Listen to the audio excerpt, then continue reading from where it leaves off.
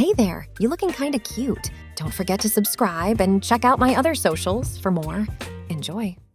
The rain pattered against the windshield as the old truck rumbled down the deserted highway.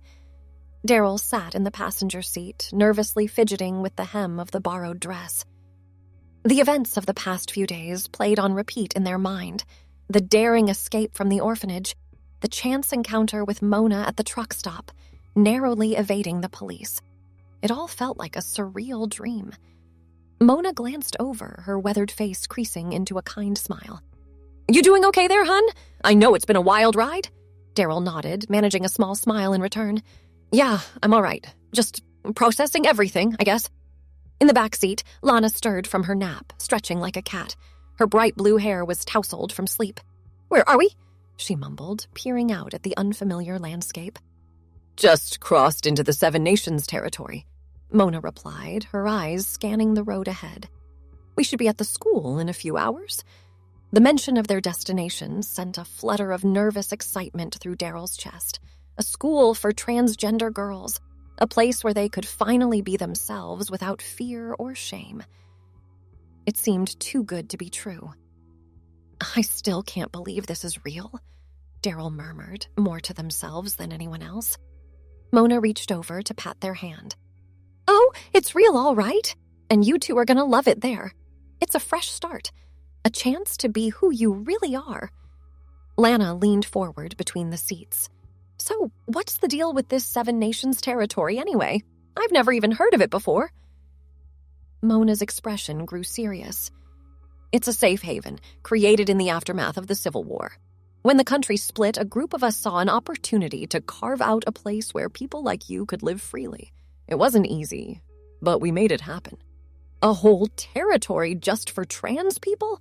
Daryl asked, eyes wide with wonder. Mona chuckled. "Not just trans folks, but anyone who needs a fresh start. We welcome all kinds here, long as they're willing to live and let live." The conversation lulled as they all pondered the magnitude of what lay ahead. Daryl's gaze drifted to the passing landscape, rolling hills giving way to dense forests. It was nothing like the grimy city they'd left behind. As the miles rolled by, Daryl found their thoughts drifting back to the night of their escape. The memory of sneaking out of the orphanage in the dead of night, heart pounding with every creaky floorboard, was still vivid. They'd planned it for weeks, hoarding the few feminine clothes they'd managed to secretly acquire. The dress they wore now, a simple floral print, had been given to them by Mona. It fit better than anything Daryl had cobbled together on their own, and wearing it felt right in a way they couldn't quite explain. "Hey, Mona," Lana piped up after a while. "You mentioned you're part of some kind of secret group. What's that all about?" Mona's eyes crinkled with amusement. "Not so secret anymore, I suppose. We call ourselves the Rainbow Road. Cheesy, I know, but it stuck. We help folks like you get to safety, among other things." "Like what?" Daryl asked, curiosity piqued. "Oh, all sorts," Mona replied vaguely. "Let's just say we do what needs doing to keep our people safe and free?" The implications of her words hung in the air. Daryl and Lana exchanged a look, a mix of intrigue and uncertainty passing between them. As the afternoon wore on, the landscape began to change. The forests gave way to rolling farmland, dotted with colorful houses and barns. Daryl noticed rainbow flags flying proudly from many of the buildings they passed.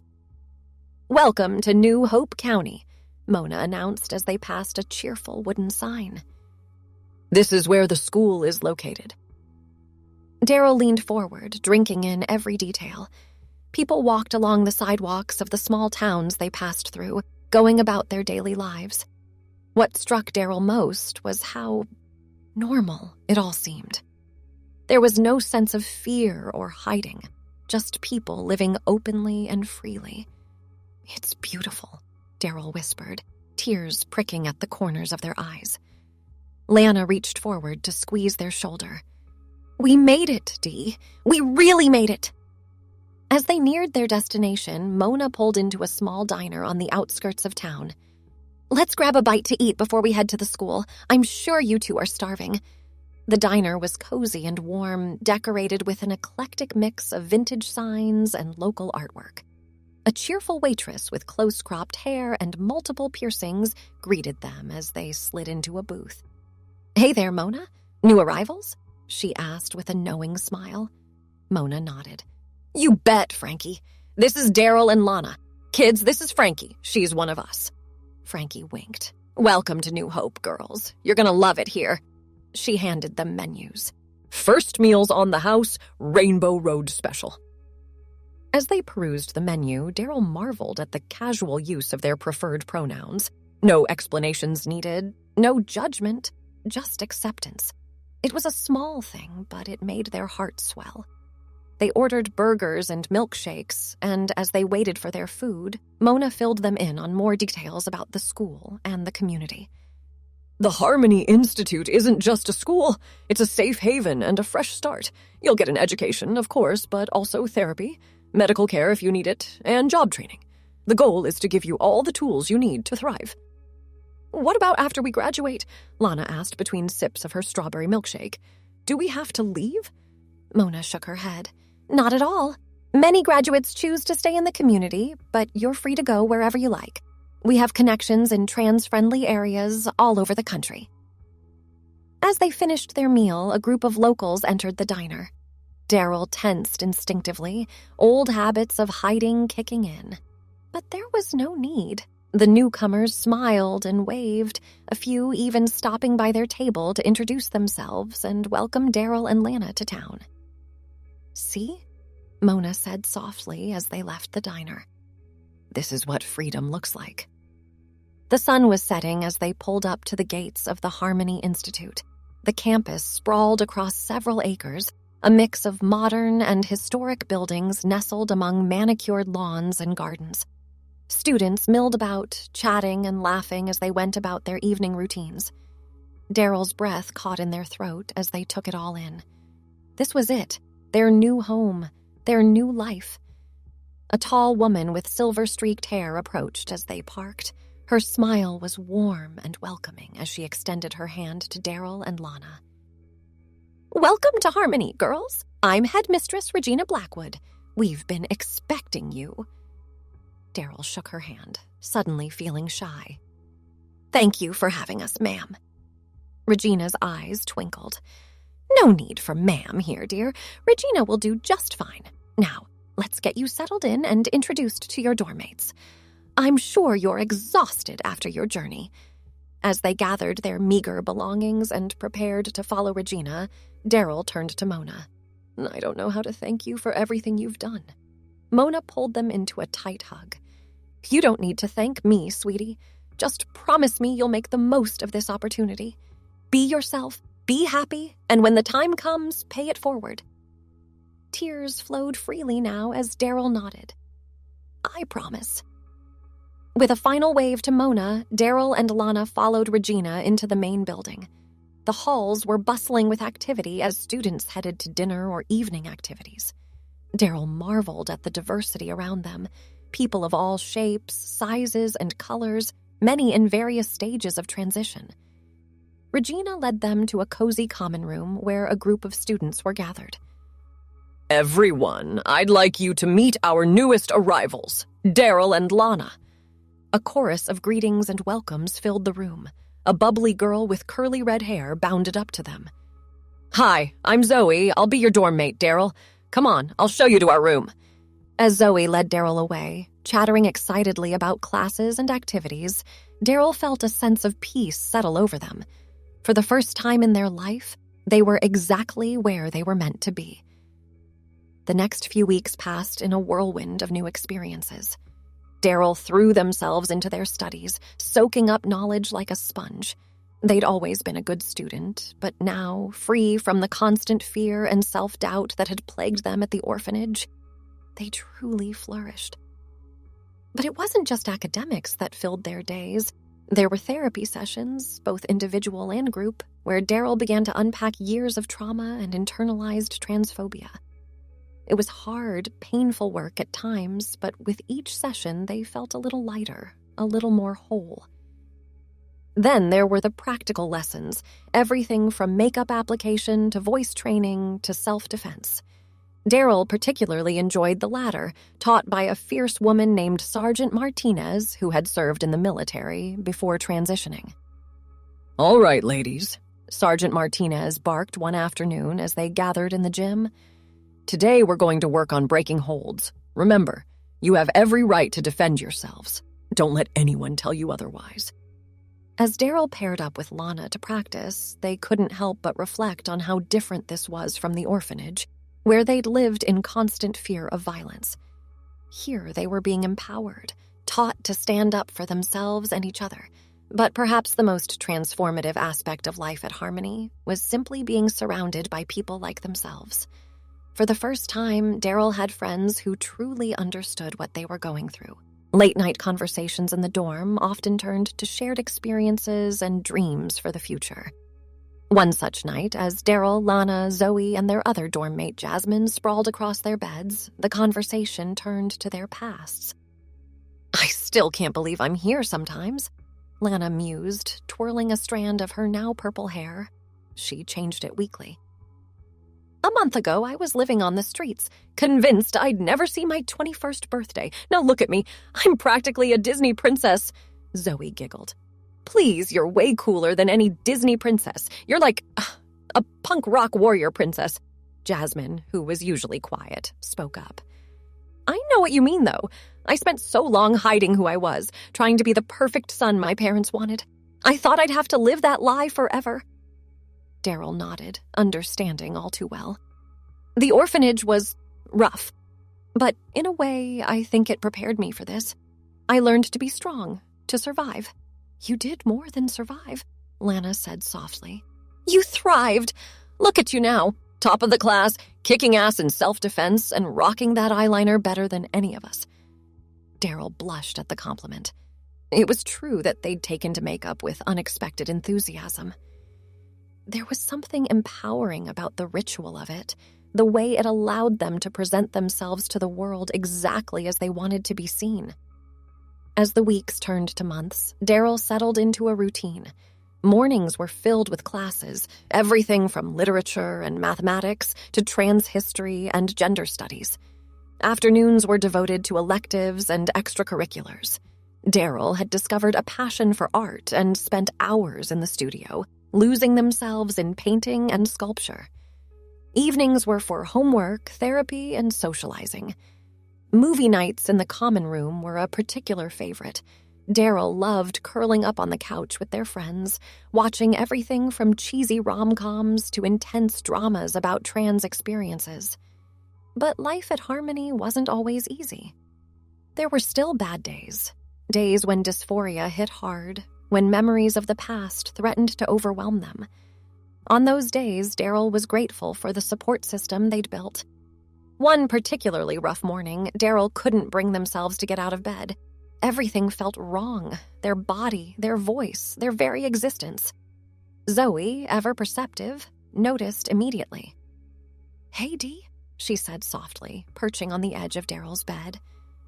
"Rough day." Daryl nodded, unable to speak past the lump in their throat. "Okay, here's what we're gonna do," Zoe declared. "I'm gonna go tell Regina you're not feeling well. Then I'm gonna round up the girls, and we're gonna have a spa day right here in our room. Sound good?" Before Daryl could protest, Zoe was off.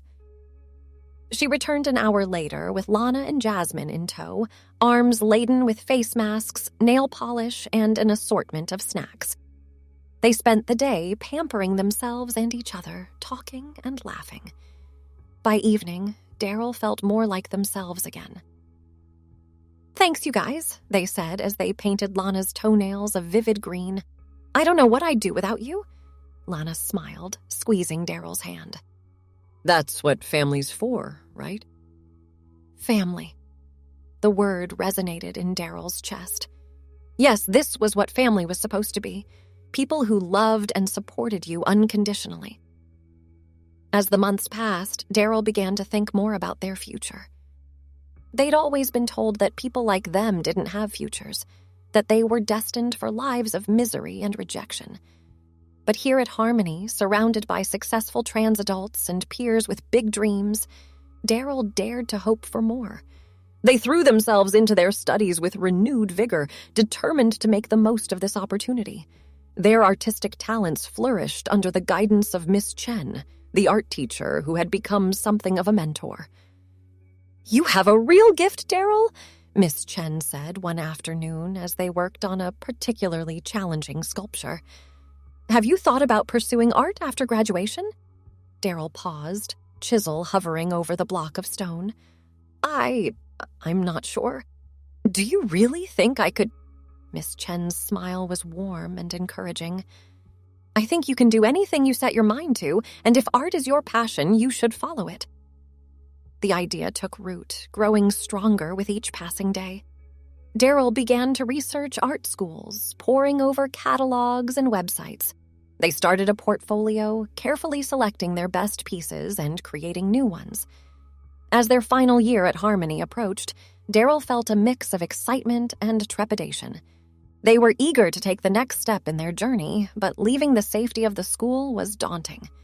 One evening, as they sat in the common room working on college applications, Regina approached. "How's it going, Daryl?" she asked, settling into the armchair across from them. Daryl sighed, running a hand through their hair, which had grown out into a cute pixie cut. "It's overwhelming. There are so many options, so many decisions to make." Regina nodded understandingly. "It's a big step, but remember, you're not alone in this. We're here to support you every step of the way." "I know," Daryl said with a small smile.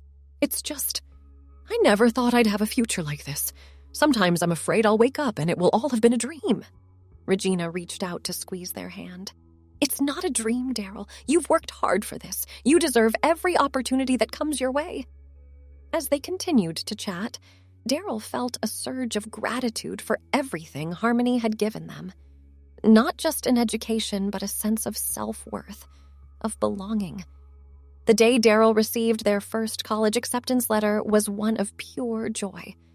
They burst into their dorm room, waving the envelope triumphantly. "I got in!" they shouted. "I got into the Rhode Island School of Design!" Their friends erupted in cheers, engulfing Daryl in a group hug. There were tears and laughter as they celebrated not just Daryl's achievement, but the bright futures that lay ahead for all of them. As graduation approached, there was a bittersweet quality to their days at Harmony. They savored every moment, knowing their time together was drawing to a close. The night before the ceremony, Daryl couldn't sleep. They slipped out of the dorm and wandered the quiet halls, remembering all the moments that had shaped their time here. They found themselves in the art studio, where a half-finished sculpture waited on their workbench. It was a figure emerging from a rough block of stone, a metaphor for their own journey of self-discovery. As Daryl ran their hands over the cool surface of the stone, they heard a soft footstep behind them. Turning, they saw Mona standing in the doorway. "Couldn't sleep?" Mona asked with a knowing smile. Daryl shook their head. "Too many thoughts. What are you doing here?" "Oh, I always come back for graduation," Mona replied, moving to stand beside them. "I like to see how my passengers have grown." They stood in companionable silence for a moment, both contemplating the sculpture. "You've come a long way," Mona said softly. "I remember that scared kid I picked up at the truck stop.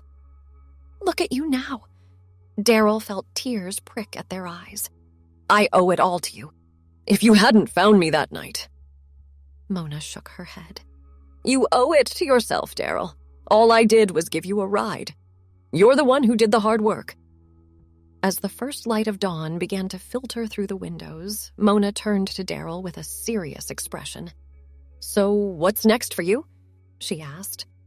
Daryl took a deep breath. "I'm going to art school, but after that, I think I want to join the Rainbow Road, help other kids like me find their way here." Mona's face split into a wide grin. "I was hoping you'd say that. We could use someone with your strength and compassion." As they walked back to the dorms together, Daryl felt a sense of peace settle over them. They had found their place in the world, their purpose, and whatever challenges lay ahead, they knew they had the strength to face them. The graduation ceremony was a joyous affair. Daryl, resplendent in a flowing purple gown, accepted their diploma with tears of joy. As they looked out at the sea of proud faces, their friends, their teachers, their chosen family, they felt a surge of hope for the future. Regina's commencement speech resonated deeply with Daryl. "You came to us as caterpillars," she said, her voice ringing out across the auditorium. "Vulnerable, unsure, seeking shelter. But look at you now. You're butterflies, ready to spread your wings and show the world your true colors." As the graduates tossed their caps into the air, Daryl felt a hand slip into theirs. They turned to see Lana, eyes shining with tears and pride. "We did it, Dee," she whispered. "We really did it." Daryl squeezed her hand, overcome with emotion. "Yeah, we did, and this is just the beginning." As the celebration wound down and goodbyes were said, Daryl found themselves standing at the gates of Harmony, suitcase in hand. Mona's truck was idling nearby, ready to take them to their new life. They took one last look at the place that had been their home, their sanctuary, the place where they had truly become themselves. With a deep breath and a smile, Daryl turned towards the future. They were ready for whatever came next, secure in the knowledge that they were exactly who they were meant to be. As they climbed into Mona's truck, Daryl felt a sense of déjà vu. But this time, instead of fear and uncertainty, they were filled with hope and determination. "Ready to hit the road?" Mona asked, a twinkle in her eye. Daryl nodded, buckling their seatbelt. "Ready as I'll ever be." As the truck pulled away from Harmony, Daryl didn't look back. They didn't need to. The lessons they'd learned, the strength they'd found, the love they'd experienced, all of it was coming with them, carried in their heart. The open road stretched out before them, full of possibility. And Daryl, once a scared orphan with a secret dream, was now a confident young adult ready to make their mark on the world. Thanks for watching. Don't forget to check out my other socials if you want more wonderful content, early access, behind the scenes, and more. All links down below.